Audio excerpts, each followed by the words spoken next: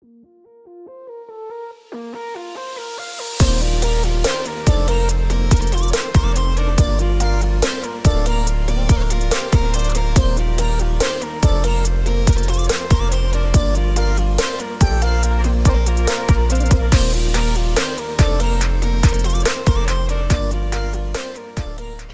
welcome back, guys.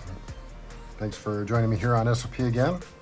So I said I was going to do a little product review of the Strebito kit. So what have we got? You have your I Fix Things at Home kit. Let me raise the camera up just a little bit, see if I can do it without. I'll have to slide things over just a little bit. Not quite completely in view, but pretty close. All right, so if you're like me, you like tinkering on things or have an experience in it, which I do, repairing electronics, having worked at the casino, working with surface mount components and stuff like that, as well as programming and flashing and all kinds of fun things. Anyway, you need a kit that's capable of repairing said things, be it an iPhone, iPad, Amazon Fire, Kindle,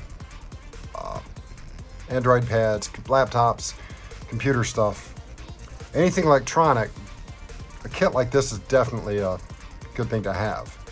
And if you're preparing for, let's say, collapse, we'll leave it at that, having a kit and having the knowledge on how to repair things is going to be a very valuable thing, whether it be an electronic item or trying to take something apart to repair another item. So I would also recommend having a really good soldering station as well. I do intend, don't know when it'll happen, but I do intend on picking up a new one. The one I've got here is a Yahoo 936. It's about 8 years old. Still works great, but I'm needing something that's a little bit hotter and better, and I'm looking at something. Haven't got it yet, but I'm looking. Anyway, back to this. One of the things you'll have here is this little card. This is good for storing screws on it. You can lay it next to, your work environment, and you can grid out your screws. So if you're taking something apart and you notice there's two different size screws, it's smart to lay them out in such a way that you can tell exactly where they came off the component that you're taking apart. And I like to keep things organized, so anyway. As you're taking things apart, sometimes you need a little prying tool. This kit comes with quite a few little, basically what they look like is guitar picks, but they're picks. They're great for prying up underneath the edges of things to, like, let's say, lift screens, batteries, components off a board. And we'll slide it down this way just a little bit so we can look at these. Over here you got a suction cup, which is useful for pulling up your screen. It also has a little attached to it is this little pin guy right here. That's great for evicting SIM cards and stuff out of your phones, depending on what kind of phone you have. That'll work with both Android and iOS phones, so you're good there. Little spudger tool. You've got a thicker one with kind of a point there, and you've got a little bit thinner one with a rounded edge, so it's great for scraping. Another great little tool. This kit is well made. It's a very nice kit. At the end of this, I'll go over a few other companies that sell kits.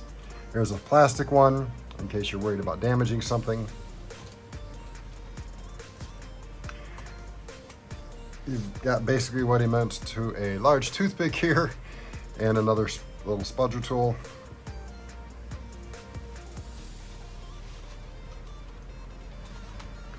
In this kit we also have, it's stuck. There we go. It's a little flexible extension for our driver here. And it just goes, it's magnetized, and this driver, you pull down on the latch and you could extend it out. So if you need a little extra reach and to go around a corner, you can do that with this. We'll put him back in there. Of course, you have a brush. It has tweezers. These are nice metal tweezers, so high quality. Nice, good points to them, so you can reach down and, you know, pick up little pieces. Probably not gonna get that because it's into the stuff. But anyway, these are nice, high quality. The metal, good and heavy duty too. As well as you have a couple little teeny pry bars here for when you're trying to pull up your screen. You can get a little extra leverage there if you need it.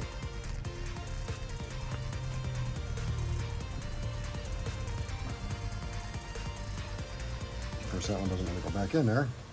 It wants to be stubborn like its owner. Okay, next we get into the bits. Now, I'm not going to go over all the individual bits. These little carrying trays here, the holders, are attached, so they're not going to fall out. You're not going to lose them. The bits just kind of push in. The holes are just small enough to where it actually gives a good friction fit. So you can hold it upside down. You ain't got to worry about things falling out of it by accident, losing a bit. Make sure we're still in view here. And it ranges, you know, there's so many different sizes here, different types of bits.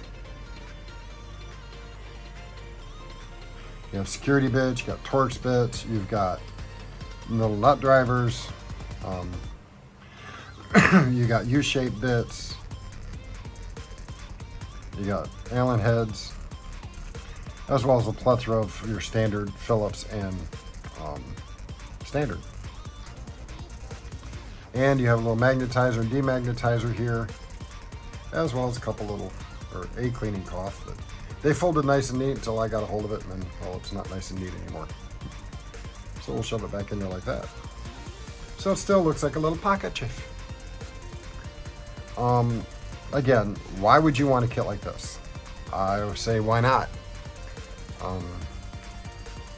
Getting prepared means having the ability to do virtually anything at any time with what you have.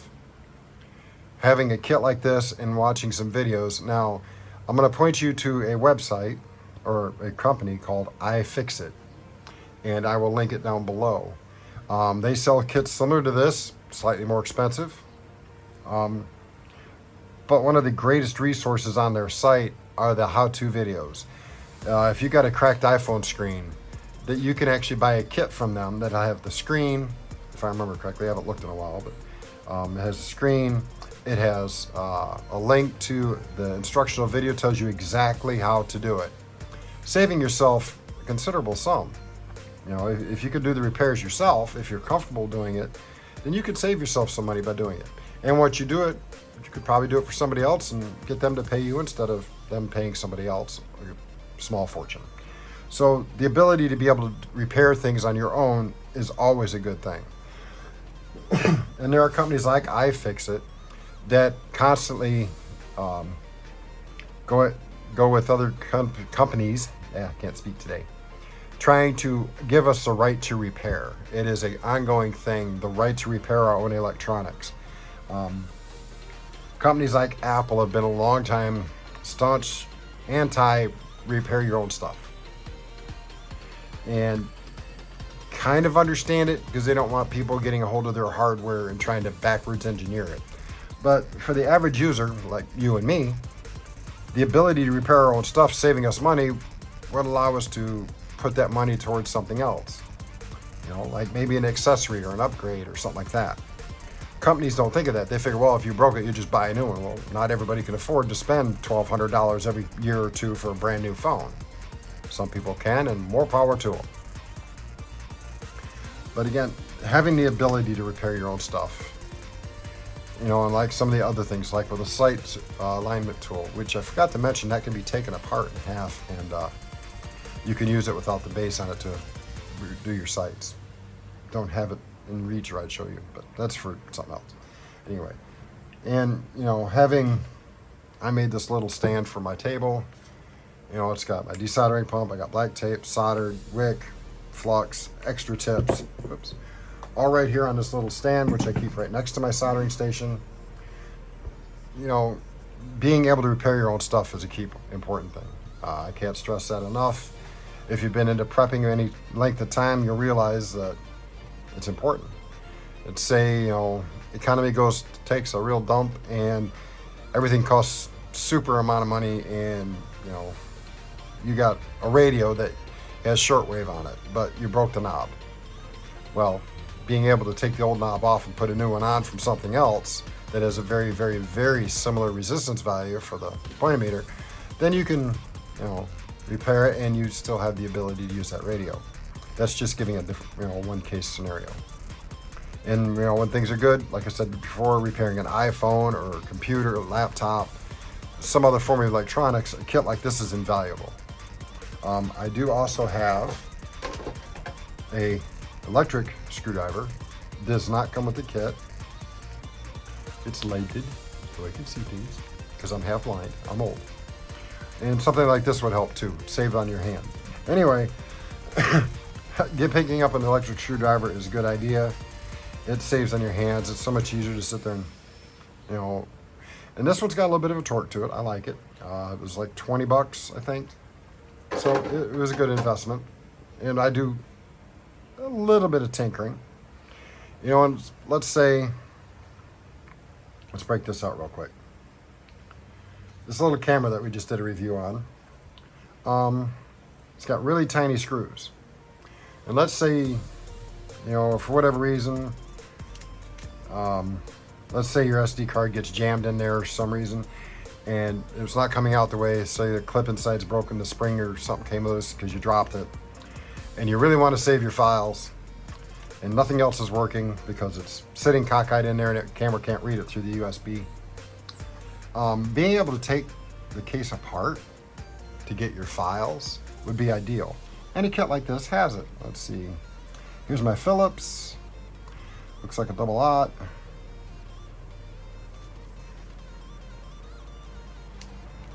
And yes. So you just take it. Just as demonstration.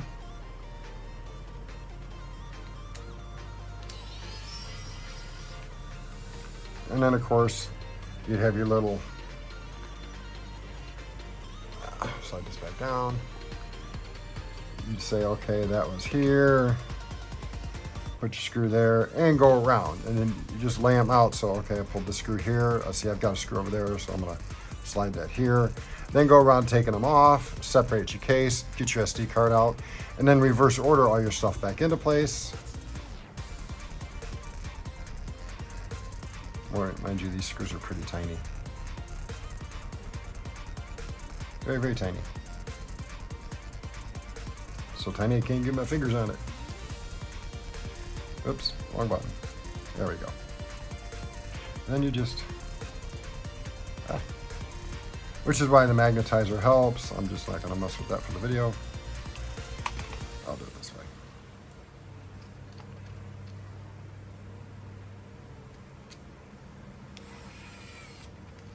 And done.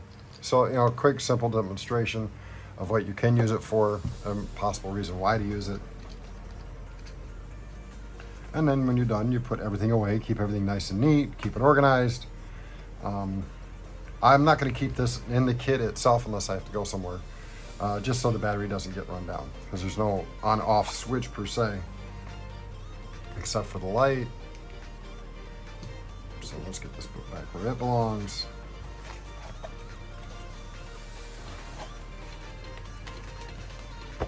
So yes, I think a kit like this would be very beneficial for anybody who likes to tinker, somebody who's got some experience with electronics definitely should have a kit like this.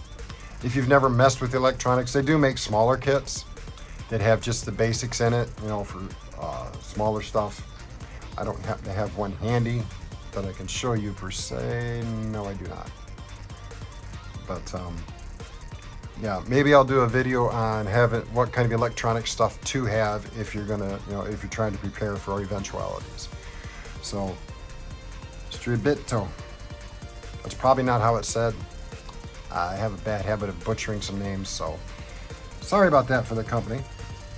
But anyway, this was not sponsored. This is just my own personal opinion of this stuff. And I do have a couple other reviews. I still got to finish up that camera review. Charles has not been very cooperative for his part in it.